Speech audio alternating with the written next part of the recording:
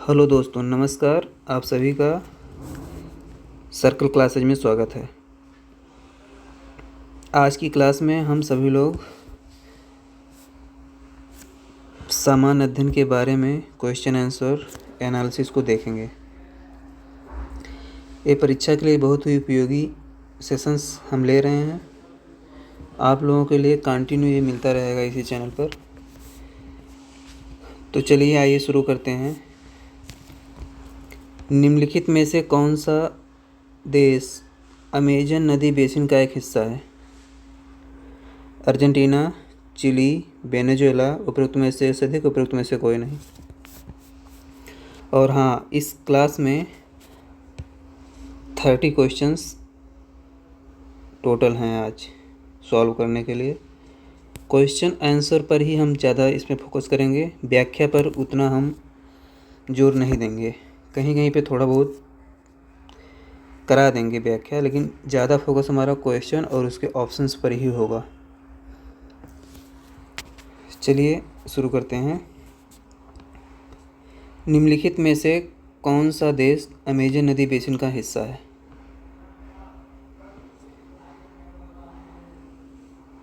Argentina, Chile, Venezuela.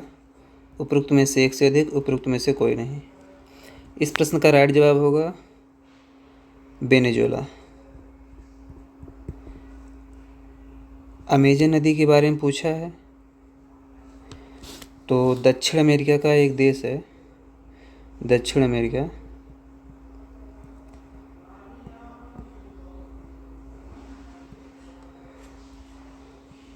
Venezuela. Chilli Argentina से नहीं होगा, क्योंकि चिली अर्जेंटीना अमेजन नदी बेसिन से बहुत दूर हो जाती है।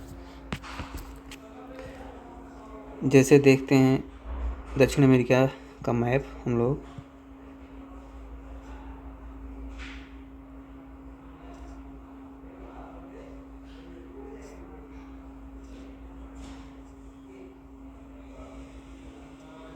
तो यहाँ पे वेनेजुएला देश है। अमेजन नदी ऐसे बहती है। बहुत सी नदियाँ इसमें आके मिलती हैं, इधर से इधर से इधर से। चिली अर्जेंटीना इसलिए इसमें नहीं होगा क्योंकि चिली जो है हमारा, अर्जेंटीना हमारा यहाँ हो जाएगा, चिली नीचे की साइड हो जाते हैं, इसलिए राइट जवाब इसमें होगा वेनेजुएला। अमेजन नदी बेसिन में तो जो ये देश यहाँ पे है वही तो इसका हिस्सा बनेगा। आशा करते हैं आप सभी लोग समझ पा रहे होंगे। चलिए नेक्स्ट क्वेश्चन देखते हैं।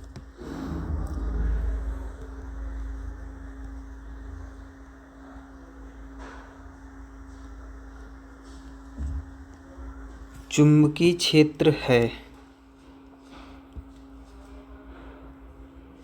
अदिश राशि, सदिश राशि, विमाहीन राशि। उपरोक्त में से एक से अधिक, उपरोक्त में से कोई नहीं। इस प्रश्न का राइट जवाब होगा सदिश राशि। ऐसे एक चुंबक हुआ, कभी भी देखेंगे तो इसके दो ध्रुव होते हैं, एक नॉर्थ पोल होता है, एक साउथ पोल होता है। तो हमेशा ये रेखाएं ऐसे ऐसे निकल के एक दूसरे से मिलती रहती हैं, तो इसलिए इसमें एक डायरेक्शंस काम करता है, तो इसलिए इसको सदिश राशि कहा जाता है। और हाँ, ये TRE 1.0 का क्वेश्चन PYQ है।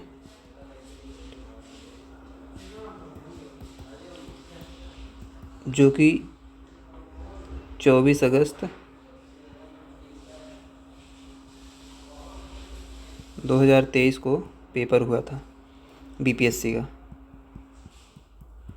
चलिए नेक्स्ट क्वेश्चन देखते हैं। छोटा नागपुर क्षेत्र के मुंडा और संथाल निम्नलिखित में से किस पेड़ की पूजा करते हैं? ऑप्शंस दिए गए हैं इमली, आम, कदम। उपरोक्त में से एक से अधिक, उपरोक्त में से कोई नहीं। इस प्रश्न का राइट जवाब होगा कदम। छोटा नागपुर क्षेत्र, मुंडा और संथाल, ये बिहार झारखंड में जनजातियां पाई जाती हैं।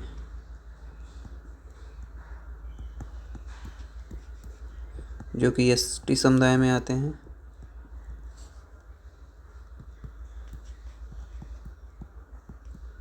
या समाज में आते हैं। चलिए नेक्स्ट क्वेश्चन देखते हैं।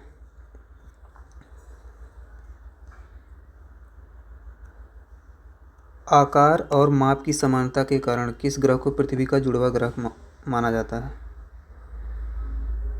ऑप्शंस दिया गया है मंगल ग्रह, बृहस्पति ग्रह, शुक्र ग्रह, उपरोक्त में से एक से अधिक, उपरोक्त में से कोई नहीं। आकार और माप, इस प्रश्न का राइट जवाब होगा शुक्र ग्रह। इसी शुक्र ग्रह को हम पृथ्वी की जुड़वा बहन भी बोलते हैं। पृथ्वी की जुड़वा बहन, ट्विन सिस्टर्स ऑफ अर्थ। चलिए नेक्स्ट क्वेश्चन देखते हैं। 1917 में चंपारण सत्याग्रह के दौरान भारत में गांधी जी के जीवन पर पहले ज्ञात प्रयास के पीछे कौन था? 1917 की बात इसमें बोला गया है, ध्यान रखेंगे। चंपारण सत्याग्रह भी। तो ऑप्शंस दिया गया है doctor Grant, HS. Pollock, Irwin, उपरोक्त में से एक से अधिक, उपरोक्त में से कोई नहीं। बीपीएससी में 5 ऑप्शंस तो आते ही हैं, तो इनमें से 3 पर हमें विचार करना रहता है। तो इस प्रश्न का राइट जवाब होगा इरविन। ये इरविन दूसरे हैं, एक गांधी इरविन समझौते वाले इरविन नहीं है, इसलिए इस प्रश्न का राइट जवाब दूसरा होगा। जो इनके पीछे ज्ञात प्रयास के पीछे कौन था? 1917 की बात कर रहा है। चलिए आइए नेक्स्ट क्वेश्चन देखते हैं।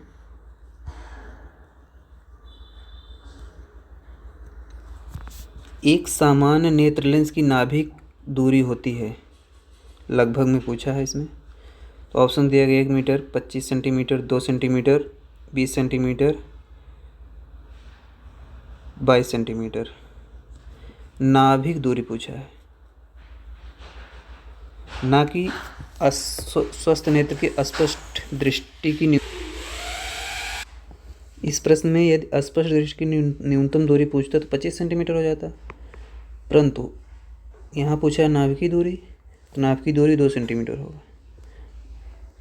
नेत्र लेंस नाभिक, इसका फोकस तो यही होगा, तो इससे कितना दूरी, बहुत कम ही दूरी रहता है। 2 सेंटीमीटर बहुत है, और 25 सेंटीमीटर मतलब काफ़ी दूर हो जाता है। चलिए नेक्स्ट क्वेश्चन देखते हैं। इस प्रश्न का राइट जवाब होगा ऑप्शन 3।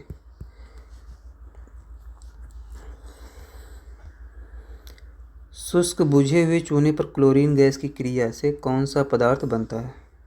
शुष्क बुझे हुए चूने पर क्लोरीन गैस की क्रिया से कौन सा पदार्थ बनता है? कैल्शियम क्लोराइड, विरंजक चूर्ण, हाइड्रोक्लोरिक अम्ल, उपरोक्त में से एक से अधिक, उपरोक्त में से कोई नहीं। इस प्रश्न का राइट जवाब होगा विरंजक चूर्ण। इसका फार्मूला होता है CaOCl2। क्लोरीन गैस, जैसे इसका समीकरण देख लेते हैं रफली। शुष्क बुझा चूना CaO हो गया, मान लीजिए CaO प्लस क्लोरीन, फिर रिएक्शन होगा तो यही तो बनेगा CaOCl2। चलिए नेक्स्ट क्वेश्चन देखते हैं। निम्नलिखित में से कौन सा कथन उत्तरी अमेरिका महाद्वीप की सुपीरियर झील के संबंध में सत्य है? सत्य कथन हमें ध्यान रखना है। सुपीरियर झील और नॉर्थ अमेरिका। ऑप्शंस देखते हैं। यह विश्व के खारे जल की सबसे बड़ी झील है। यह कनाडा और संयुक्त राज्य अमेरिका के मध्य भौगोलिक सीमा बनाती है। यह दोनों देशों के मध्य 1700 किलोमीटर लंबी सीमा बनाती है। उपरोक्त में से एक से अधिक, उपरोक्त में से कोई नहीं। इस प्रश्न का राइट जवाब होगा यह कनाडा और संयुक्त राज्य अमेरिका के मध्य भौगोलिक सीमा बनाती है। खारे जल की नहीं, ये मीठे पानी की झील है, इसलिए ये ऑप्शन गलत हो गया। यह दोनों देशों के मध्य 1700 किलोमीटर लंबी सीमा बनाती है। 1700 किलोमीटर नहीं बनाती है और कम बनाती है, इसलिए यह भी ऑप्शन गलत हो गया। इस प्रश्न का राइट जवाब होगा ऑप्शन 2। चलिए नेक्स्ट क्वेश्चन देखते हैं। एक व्यक्ति पृथ्वी पर अधिक भार किस स्थिति में ढकेल सकता है? क्वेश्चंस में बोला गया अधिक भार किस स्थिति में ढकेल सकता है। ऑप्शंस दिया गया बैठने की स्थिति में, खड़े होने की स्थिति में, जमीन पर लेटने की स्थिति में, उपरोक्त में से एक से अधिक, उपरोक्त में से कोई नहीं। अधिकतम भार, सॉरी आज बहुत ज़्यादा आवाज़ आ रहा होगा, फिर भी हम वीडियो को कंटिन्यू करने के लिए ही बना रहे हैं, नहीं तो आज वीडियो ना बनाते। इस प्रश्न में राइट जवाब होगा बैठने, खड़े होने की स्थिति, जमीन पर लेटने की स्थिति, खड़े होने की स्थिति में। आप इस प्रश्न को ऐसे भी समझ सकते हैं जनरली कि ज़्यादातर काम खड़े होकर ही किया जाता है, बड़े बड़े काम जिसमें कुछ ढकेलना हो या किसी पिंड को लुढ़का के ले जाना हो, तो ये सब खड़े खड़े ही किया जाता है। तो इससे भी आप समझ सकते हैं बैठने की स्थिति होगा नहीं, ज़मीन पर लेट कर तो क्या ही कोई कर पाएगा। चलिए नेक्स्ट क्वेश्चन देखते हैं। विद्युत विभव को मापने के लिए किस उपकरण का उपयोग किया जाता है? ऑप्शंस दिया गया है पोटेंशियोमीटर, गैल्वेनोमीटर, वोल्टमीटर, उपरोक्त में से एक से अधिक, उपरोक्त में से कोई नहीं। इस प्रश्न में राइट जवाब होगा पोटेंशियोमीटर और गैल्वेनोमीटर। अतः इस प्रश्न में उपरोक्त में से एक से अधिक इसका फाइनल आंसर होगा। चलिए नेक्स्ट क्वेश्चन देखते हैं। केवल संविधान सभा के सदस्यों के चुनाव में भाग लेने वाले भारत की वयस्क आबादी के मतदाताओं का प्रभावी प्रतिशत क्या था? 10 से 15%, 20 से 25%, 30 से 35%, उपरोक्त में से एक से अधिक, उपरोक्त में से कोई नहीं। वैसे इसमें हम लोग समझ सकते हैं क्वेश्चन से ही, भारत की वयस्क आबादी के मतदाताओं का प्रभावी प्रतिशत केवल संविधान सभा के सदस्यों के चुनाव में।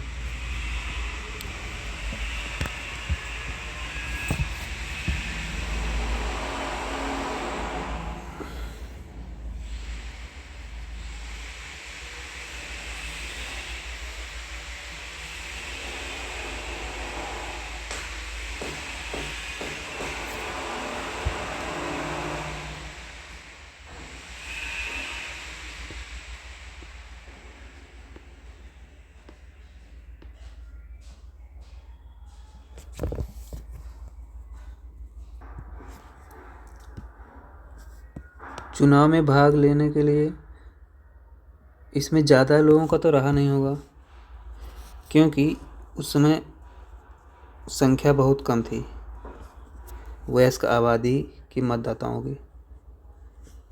तो इस प्रश्न का राइट जवाब हो जाएगा 10 से 15%।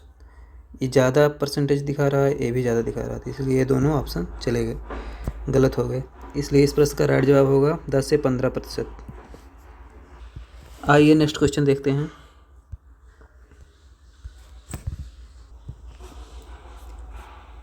मिट्टी के तेल के बर्तन में बर्फ़ का एक टुकड़ा डाला जाता है। बर्फ़ के पिघलने पर मिट्टी के तेल की सतह उठेगी, गिरेगी, वैसी ही बनी रहेगी, उपरोक्त में से एक से अधिक, उपरोक्त में से कोई नहीं। इस प्रश्न का राइट जवाब होगा गिरेगी।